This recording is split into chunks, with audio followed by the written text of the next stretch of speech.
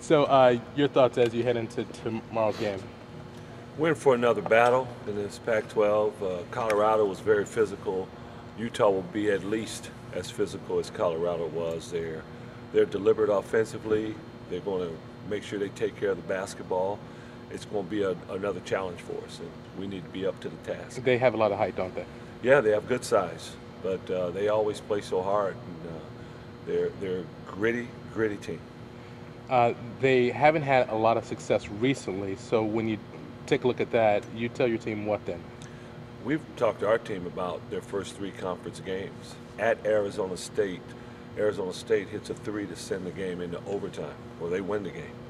At Arizona, they're right there at the end, and then at home against UCLA. I mean, their games, those first three games against teams that are right there at the top in our league, they're 3-point games, and they had every chance to win those games. So our group understands that, and we just go back to 1 year ago when we went to Utah. We were up two, and Terrence Ross hit a tough shot with just under a minute to put us up five, but that game went down to the wire. Do you know what Utah team you may be seeing here Saturday? Because it sounds like they're, like any coach who's going through some type of a tough stretch, that they're going to make some changes, and whether in terms of lineups or rotations or whatnot. Well, if they played this way and been this competitive and they feel they need to make changes for the better, I'm sure to get over the hump to get in the win column, that just makes them an even tougher team. So we are already ready to face a team that was going to come in here and not back down at all. So if they're doing something to improve it, their club, it's going to be even tougher. Anyone else in conference switch defenses as much as them? They seem to run they've used box and one and triangle and two. Oregon and State and Oregon do. Yeah. The field goal defense number, Lorenzo, can you point to a specific reason what you guys are specifically doing on defense, whether it's on ball, help, rotating? What is it that's getting the number down? I think we're applying smart pressure. I think we're applying pressure, but at the same time, we're very cognizant of someone can go around us. But not only the guy that's on the ball is aware of that, but the other four are much more aware of that. And I think we've been able to help each other much better and rotate better. Is that, it's your tried and true system? You haven't really changed anything as far as that goes? No. When I say smart pressure, there are times in the past when we go out and try to force more turnovers, though. And people talk about, our teams, say, from 2004 to 2006, the difference back then, we'd force 17 turnovers a game, get 8 steals a game, but teams are shooting 45%. Now it's different where we're not forcing as many steals, but now we're able to hold teams about 41%. So it's just kind of a trade-off. Is it because you're a little more focused on a half-court pressure? No, it's just our personnel. We thought, in other years we had 5 quick guys, and when we are playing defensively, the thing that made us force more turnovers were the 4 and the 5 men. Bobby Jones and a Mike Jensen, those guys could defend guards. So they could get out there and switch on a guard. They could get out there and deny you. And the 4 and the 5 man would have trouble catching the ball. Well, right now, Desmond does a really good job of that. But, Aziz is more of an independent shot blocker and controls the paint. But as far as getting way out there, that's not his best attribute. Those teams had shorter, quicker guys that could guard anywhere on the floor. So it's a different makeup. With a different makeup, we've had to adjust and dial it back a little bit. Is it then too early to say whether that this is one of your best defensive teams? Too early, yeah. If we're able to maintain this type of defensive effort and middle of February, toward the end of February, then we could say if we continue to go this way, we probably would be. And it's like different in terms of past defensive teams. Is it largely because of Aziz? Because you never really had that type of a 7-footer back there to... Well, Aziz was here last year, and he was here the year before. I think it's not just Aziz. You have C.J. Wilcox, Scott Suggs, and Abdul Gaddy out there. You're talking about 4-year guys. C.J.'s a 4th-year junior. Mm-hmm. Scott's a 5th-year senior. There's some experience out there. And Andrew Andrews plays with a lot of tenacity. And now Desmond has really come on to defend really well. So there's experience there, and that always helps. When you have a very young team Sometimes it's hard to defend the way you want sometimes, and sometimes it's hard to win on the road. This team with the experience has helped. But obviously Aziz Njai to me is playing like Defensive Player of the Year in the whole conference. And he's able to stay out of. He played 30 minutes against Colorado, committed 0 defensive fouls during that game, and stayed out of foul trouble almost all year. Why? The two things with Aziz is, one, he used to try to go after everything and block everything and could get into foul trouble. Secondly, there were other fouls off the ball where he'd do certain things. Even his screens, he may set 1 or 2 screens that were moving screens. He stayed away and cleaned all that up right now. So it's helping him stay out of foul trouble. We're going to all make a big deal out of it's 29 years since this team's been 5-0 in the league. It's such an end-game sport where what you do in March really determines your season. But is there any significance in that, or what it tells you, or pride that you're in a position to do it? It tells us we're off to a good start.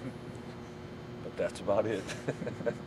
That's about it. We saw what happened in the preseason. We weren't counting on Scott Suggs, Andrew Andrews, Sean Kemp. We weren't counting on those guys being injured and missing any games. And all of a sudden, they're out at times, and we weren't the same team. So, you know, we have to hope that we can remain healthy, and we have to make sure that our team understands that victories in January help build your resume, but don't do anything other than that. We have to keep getting better. Other teams are going to get better.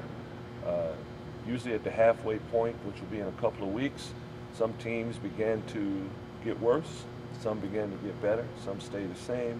We can't afford to stay the same and get worse. We've got to get better, or we'll fall behind. So that's what 5-0 means to me.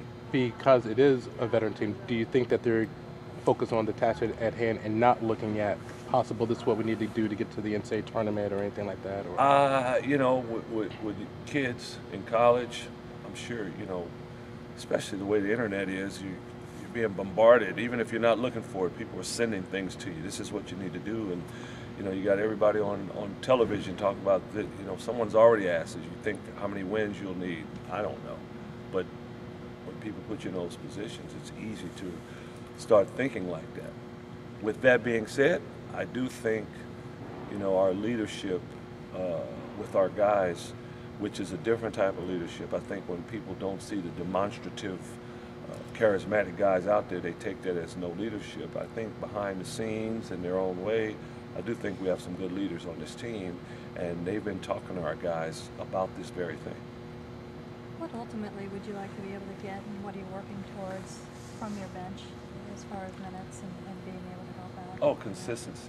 Right now, Andrew Andrews, Jannard Giroux, and Sean Kemp have been the main 3 that are coming in, and just consistency. And I think Andrews having a breakthrough here. I think him being healthy, and, you know, even though he's a redshirt freshman, he was a freshman, and he's been learning, but I think he's turning the corner here. Jannard Giroux gave us some really good minutes the other night defensively and brought some energy, and then Sean Kemp has had his good moments for us. So we just need those 3 to be consistent.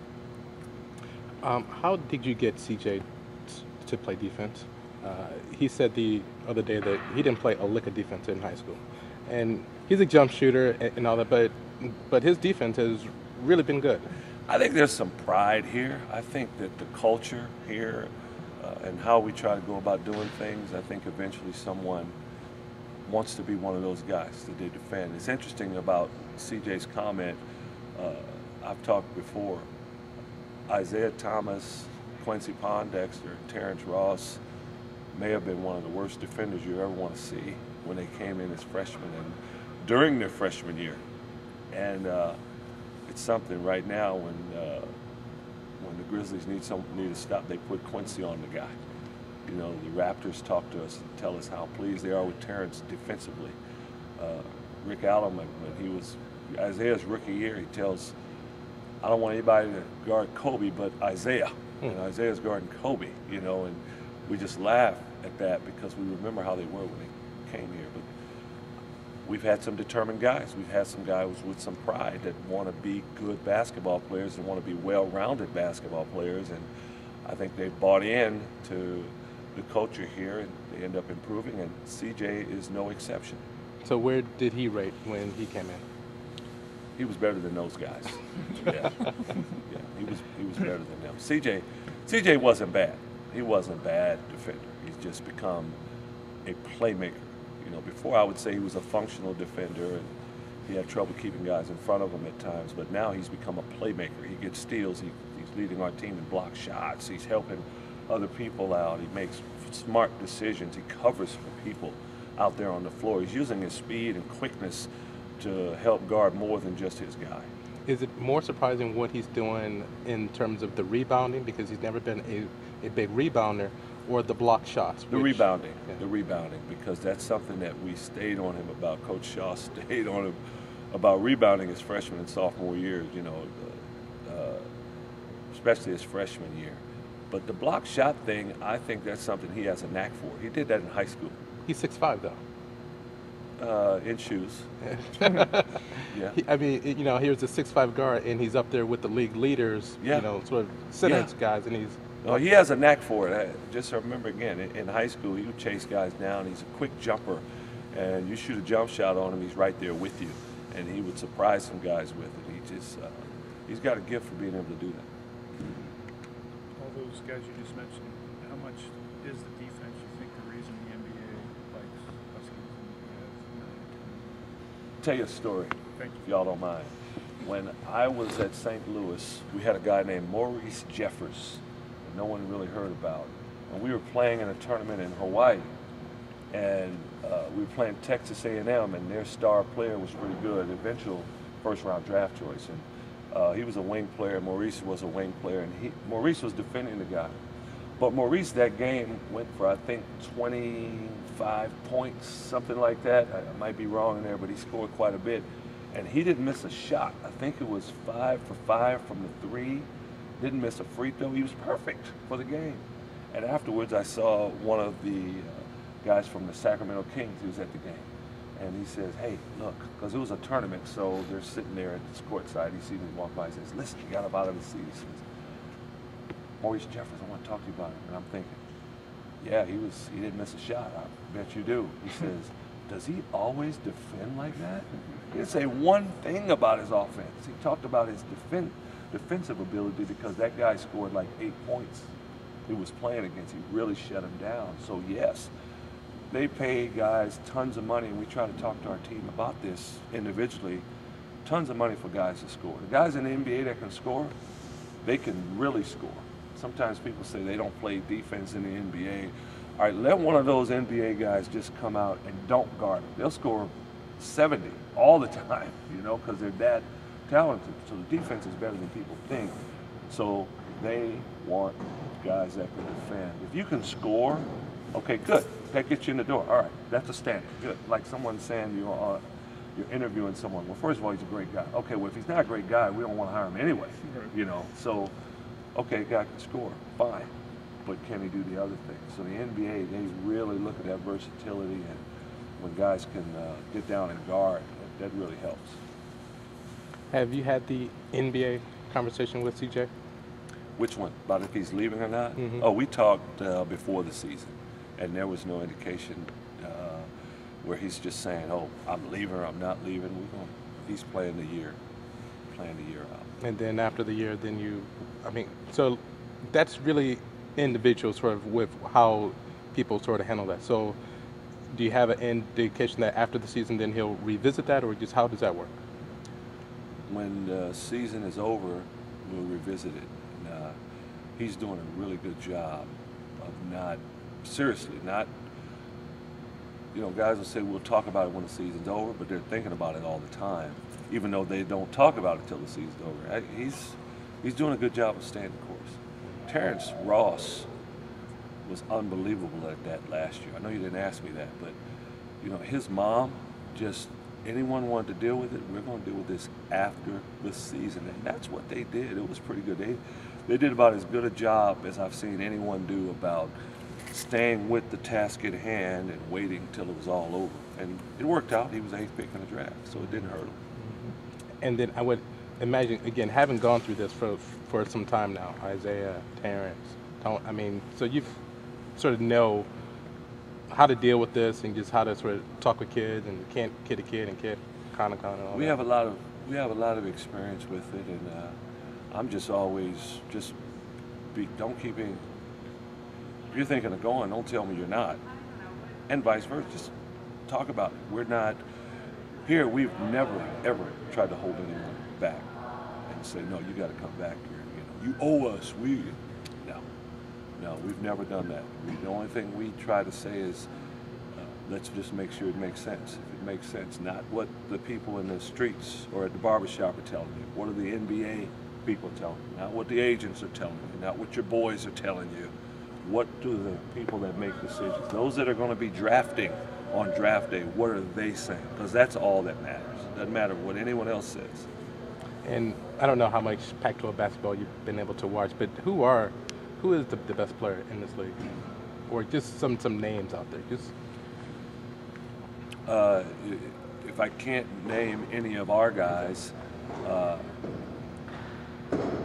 Allen Crabbe and Modem are right up there as top scorers. Shabazz Muhammad as a freshman is having a heck of a year over there. I haven't given this a lot of thought. You'd have to throw some names out there for me. I'm trying to go over the teams. it's tough to know because it's so even almost. You go with the Arizona kids, Solomon or Mark or. Solomon Hill is a stud to me. He plays so hard. He's so tough, and when he's out there playing, you can just see he's playing to win. Mark Lyons, boy, he's carried them at times. He's made some big shots for them. So there are definitely a lot of players that are playing well in this league. And then in all of that with CJ, I would imagine he's just right there with all of them. There's no question.